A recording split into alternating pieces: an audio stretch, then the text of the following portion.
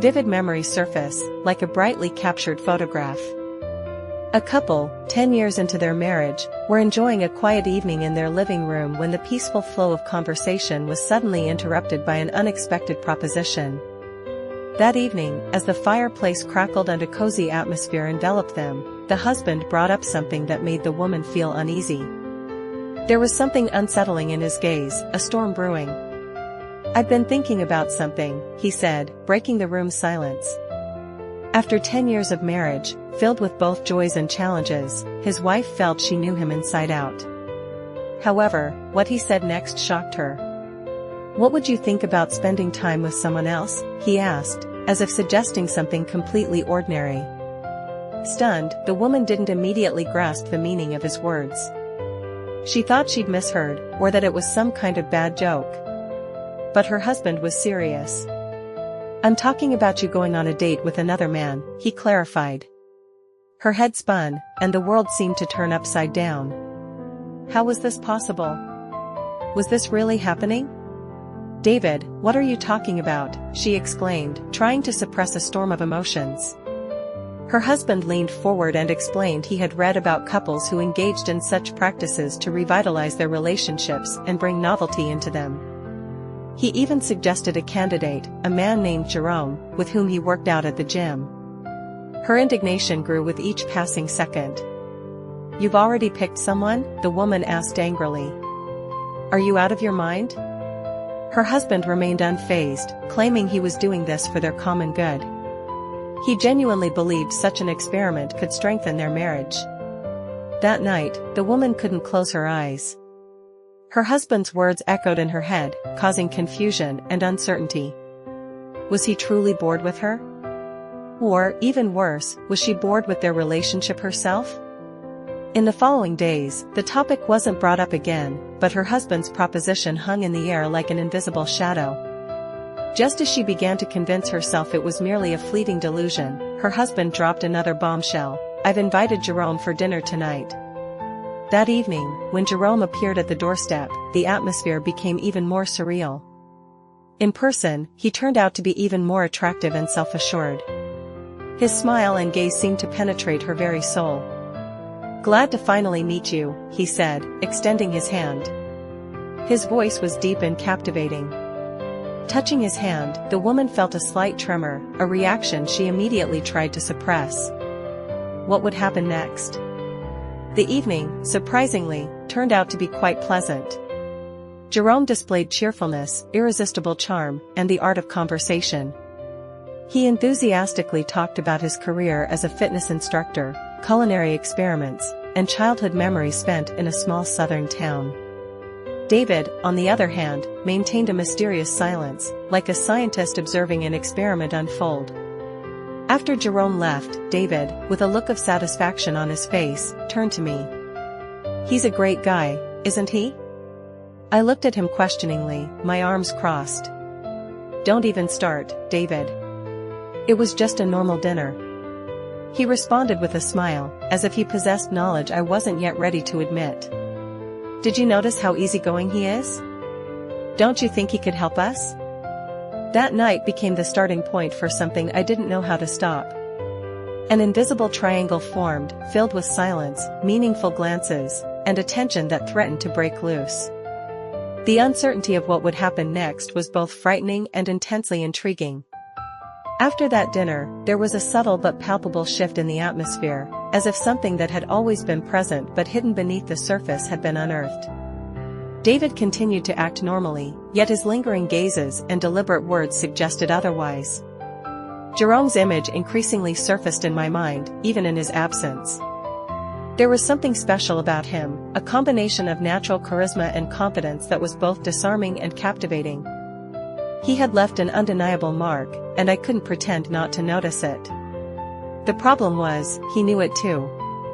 One morning, as I was making coffee, my phone vibrated on the counter. It was a message from Jerome. Simple, almost innocent, "Good morning.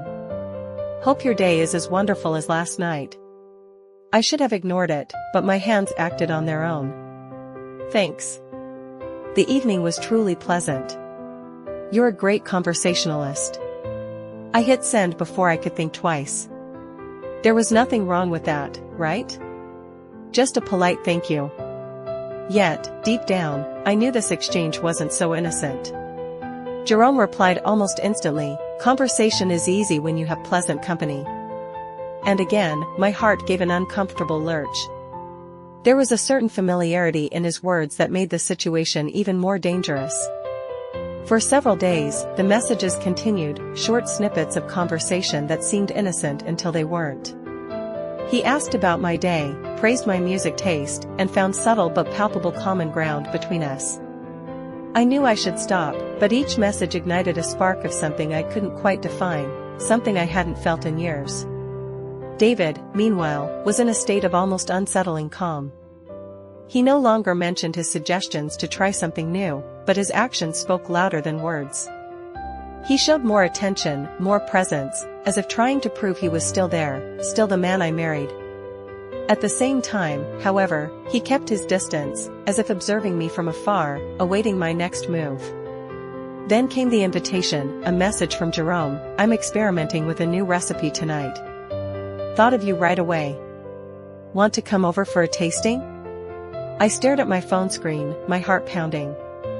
The invitation was simple, but its weight was immense. "Who is that?" David's voice made me jump. He stood in the kitchen doorway, watching me with curiosity. "No one important," I lied, putting the phone aside. Yet something in his raised eyebrow told me he didn't believe me. One part of me desperately wanted to end it, but another, deeper, more primal part, yearned to know what would happen if I crossed that line. Finally, I typed a reply, "Sorry, I can't tonight. Maybe another time." I sent the message before I could change my mind. It was a refusal, but also a slightly ajar door. I knew it, and so did he. In the following days, David casually mentioned Jerome, as if testing my emotional state. "Jerome said you're an amazing cook. He really enjoyed dinner that night." I merely mumbled something in response, trying to ignore the flush rising to my face. But then David dropped another bombshell. "I was thinking, maybe you two should go for coffee? So you can get to know each other better, without any pressure." "Are you serious?" My voice conveyed a mix of disbelief and annoyance. "Why do you keep pushing this, David?" He sighed, crossing his arms. "Because I want you to be happy, and maybe you need to explore this to understand what you truly want." His words made me hold my breath, as if he was offering me something I didn't know if I wanted, or deeply feared. I had no answer, but Jerome's invitation continued to hang in the air, like a challenge. A week later, Jerome sent another message, "I understand you're busy, but I'd like to get to know you better." No hidden agenda, just two friends wanting to connect. This time, I didn't hesitate. I typed, "Let's meet at the cafe." The cafe meeting transformed Jerome into an even more captivating person. His smile seemed dazzling, his gaze deep and penetrating. Endless hours flew by in conversations about everything and nothing, offering a sense of incredible freedom and carefree ease. The touch of his hand, emphasizing key points in conversation, sent shivers through my body. Despite knowing the danger of playing with fire, it was impossible to resist. David was waiting at home. "How did it go?" His calm question came, with a hint of hidden curiosity. "Good," she replied, and it was true, though something in his gaze suggested he knew more than she was willing to admit. This meeting with Jerome became the starting point for something that seemed to spiral out of control. Messages became more frequent, meetings more tempting. Each step towards Jerome pulled her further from David, but simultaneously revealed new facets of her own personality she hadn't known existed. In the quiet of the night, alone in her room, a message from Jerome arrived that changed everything. "You are so much more than you think. I want you to see yourself through my eyes." Her heart pounded wildly, the awareness of an inevitable point of no return becoming clear. Further events would no longer be a simple choice, but an inevitable clash of desires and reality, capable of redefining all her perceptions of herself. The days following the fateful coffee meeting felt like swimming in an ocean of emotional tension and restrained desire. Every message from Jerome, every look from David, seemed laden with deep meaning. Their home, once a sanctuary, had transformed into a stage where every gesture, every word spoken or unspoken, contributed to a complex plot she wasn't sure if she wanted to unravel or avoid. One afternoon, while arranging books on a living room shelf, she felt her phone vibrate. A message from Jerome: "I can't stop thinking about you. Can we meet again? No rush, no expectations. Just you and me." She reread the message, each word sounding like an invitation to the unknown, both alluring and forbidden. What did Jerome see in her that she didn't see herself? And why did this simple question evoke such a storm of emotions? "Who is that?" David's voice from the kitchen interrupted her thoughts. He stood in the doorway, watching her with a mix of curiosity and something elusive. Accusation? Complicity? It was impossible to tell. "A friend," she lied, turning off her phone screen, but David's gaze remained fixed, as if he was trying to piece together a puzzle whose parts he himself had scattered. That night, lying beside David, she felt the weight of the situation crash down on her. Why couldn't she stop? Why did every message from Jerome, every interaction, fill a void she hadn't even known existed? Was this void real, or merely an illusion created by circumstances? She turned away, trying to escape her own thoughts, but they remained, persistently lurking in the darkness. The next day, she made a decision that felt both bold and desperate. She replied to Jerome: "Let's meet, but not here, not anywhere we might be seen." The reply came instantly: "I know a place. Safe and secluded. Do you trust me?" A simple question, but with immense meaning. Trust. The key word in this entire story. Did she trust him? And most importantly, did she trust herself? The meeting place was a small cottage outside the city, surrounded by dense forest, as if hidden from prying eyes. Jerome was already waiting for her on the porch, his warm, confident smile greeting her. Her heart beat faster, not just because of him, but because of herself, for being there, for crossing a line that had seemed so definitive. "You came," he said, as if her very presence was an admission. "I came," she replied, feeling the weight of those words as he opened the door and invited her inside. Inside, a cozy atmosphere prevailed, soft lighting and quiet music creating a special mood. Jerome approached with 2 glasses of wine. "Sometimes we just need a place where we can be ourselves, without expectations or pressure," he said, handing her a glass. "And who do you think I am?" she asked, taking the wine and looking at him. "I think you're much more than you think. And I'm sure you know it, but you're afraid to admit it to yourself." He smiled a disarming and perceptive smile, as if seeing right through her. As night fell, their conversation became more open and honest. He shared his dreams, doubts, failures, and she, against all odds, did the same. Jerome didn't just expose her emotionally, she allowed herself to be a person she hadn't been in years. However, an unresolved question lingered in the protagonist's mind: what did all this mean? Was this fleeting infatuation just a brief episode, or was there something deeper, and perhaps more dangerous, behind it? The fear of falling in love with Jerome suddenly struck her, like a painful blow to the solar plexus, leaving her speechless. Noticing her distraction, David, with a slight tilt of his head, asked, "What's wrong?" She tried to hide her confusion, replying, "Nothing," but her lie didn't convince him. "You're not good at hiding your true feelings," he observed shrewdly. His words elicited a nervous laugh from her. "I guess I'm not very good at it, am I? Hiding anything." As the evening drew to a close, Jerome offered to walk her to her car. A silence fell between them, but it wasn't an uncomfortable one. On the contrary, it was filled with tension and some undefined, yet palpable, feeling.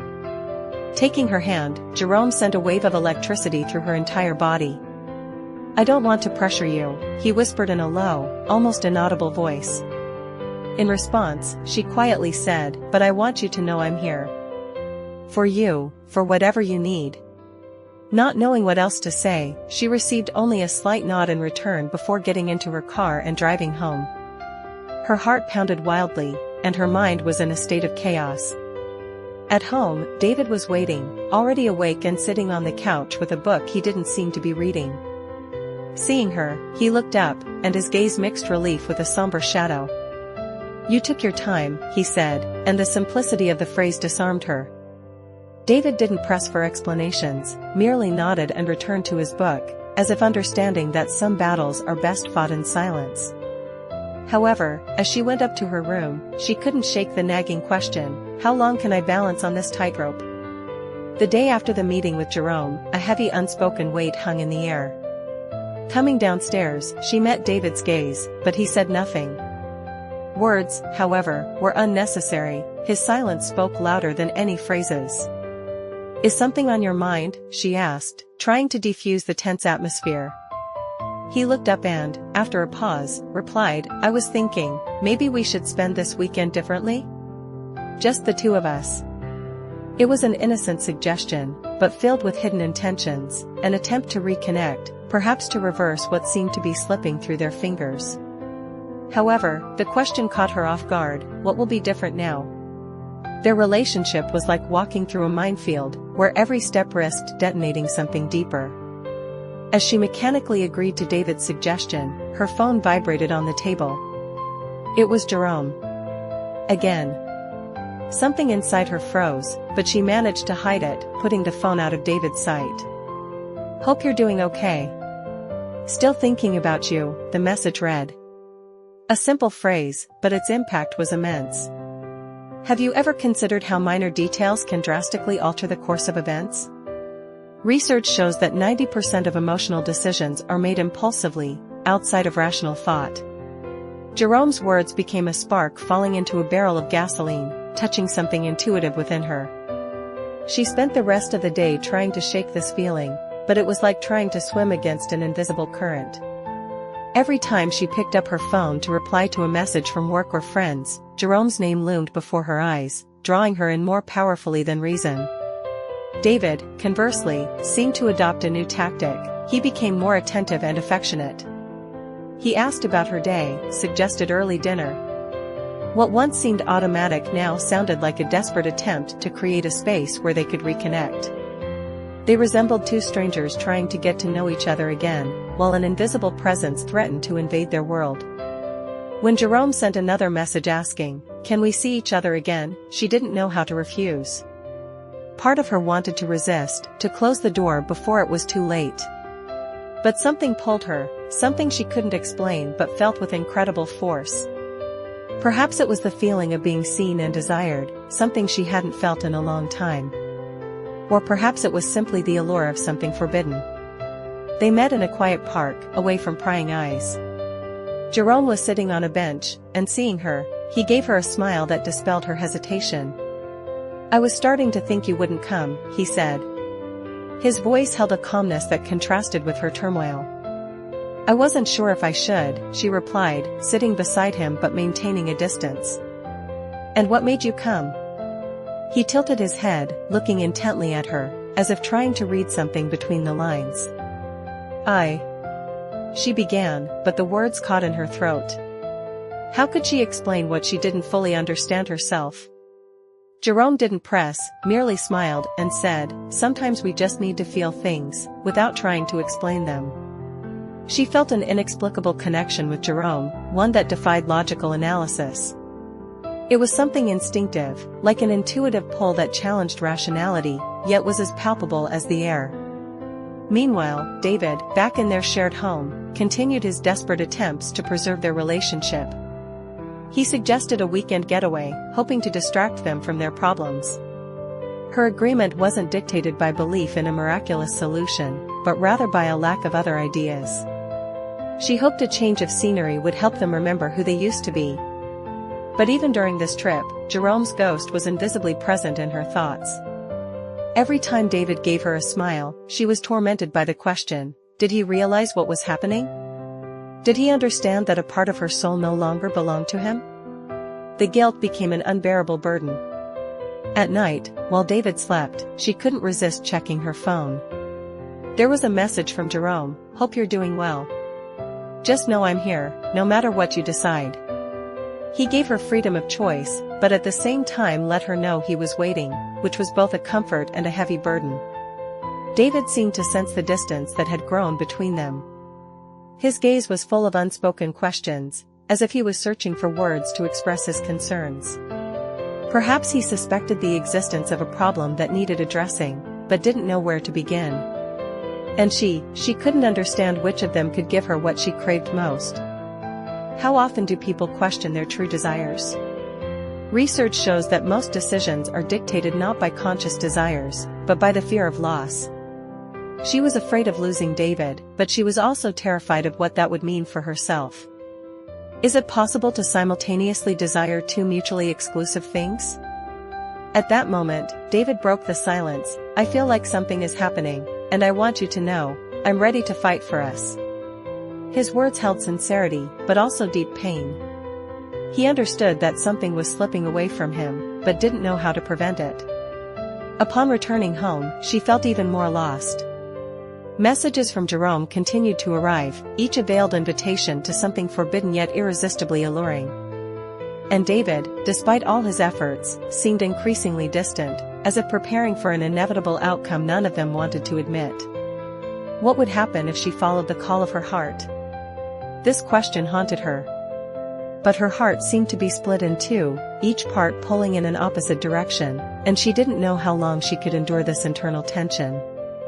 The resolution of this story wasn't marked by dramatic events or stunning revelations. Rather, it was formed from a series of seemingly insignificant moments that, when connected, formed a mosaic of truth. Weeks flew by in a struggle between the stability of the familiar and the alluring unknown. But, as is known, it's impossible to postpone decisions indefinitely. Sooner or later, one has to face reality. One morning, like any other, David was busy in the kitchen making coffee, while she sat at the table, lost in her thoughts. The familiar aroma of the drink filled the air, but instead of comfort, it only intensified the heaviness in her chest. She knew she had to say something. She needed to untangle herself from this emotional labyrinth, even if it meant changing beyond recognition. David, her voice was quiet, but confident enough to get his attention. He turned to her, his gaze a mix of curiosity and apprehension. "Yes," he asked, putting his cup down and crossing his arms, as if bracing for the worst. His gaze, despite its apparent calm, betrayed a tense anticipation. He sensed a storm brewing. She took a deep breath, trying to gather her thoughts. "I can't pretend everything is okay anymore. We can't keep living in this atmosphere of silence and unspoken words." She felt him giving her space to say everything. "You've noticed, David, that something has changed between us. And you're right. I felt lost, as if something was missing." Jerome's appearance filled that void in an unexpected way. "But now I understand that this emptiness was never about him, or about us. It was within myself." A long silence followed. David seemed to be processing her words, and a range of emotions, from pain to understanding, crossed his face. Finally, he spoke, "Do you still love me?" That simple question held the entire depth of their experiences. She looked at him, feeling a wave of emotion wash over her. "Yes, I love you, but love alone isn't enough if we can't be honest with each other about our desires and needs." He bowed his head in quiet agreement, and deep in his gaze, glimmers of hope mixed with a shadow of sadness. "So what are your plans?" his question came. "I want to start fresh," I replied. "But I can't do this alone. We need to reconnect, to rediscover who we are as a couple and as individuals. And that means letting go of anything that distracts us from that important process." At that moment, something subtly shifted in our atmosphere. Perhaps it was because we had finally articulated our feelings, or the realization that both of us were still willing to fight for our shared future. David hugged me tightly, and for the first time in a long time, I felt a faint, yet discernible, glimmer of hope. But there was one more piece of unfinished business, a kind of anchor from the past. Jerome. I understood that I needed to definitively end things with him, not because he was a problem, but because I needed personal space to restore harmony within myself and strengthen my connection with David. I sent Jerome a message asking for one last meeting at the modest cafe where, it seemed, everything had begun. When he arrived, his face bore his usual smile, but there was something new in his gaze, perhaps a premonition of an imminent farewell. We settled at a corner table, and he broke the silence first. "I have a feeling why you called me here," he said in a level, yet resigned tone. "And I want you to know, I understand." "Jerome." I started, but he stopped me with a gesture, asking me to let him finish. "You are an amazing woman, and I will never forget what we shared, even if it was brief. But I wish you happiness, with whomever you choose, and if letting you go is what that takes, I'm prepared to do it." His words were both a relief and a pang in my heart. "Thank you, Jerome, for everything, but I need to try and save what I have with David, and to do that, I need to completely distance myself from you." He simply nodded in response, gave me a final smile, then stood up and left. I sat alone for a long time afterward, lost in thought about what had transpired. Jerome had been a reflection of my own unmet needs and desires, but now it was time to look to the future. David was waiting for me at home. In his eyes, I saw a warmth that gave me hope that we still had a chance. We settled onto the couch together and, for the first time in a long while, talked openly, without reservation or fear.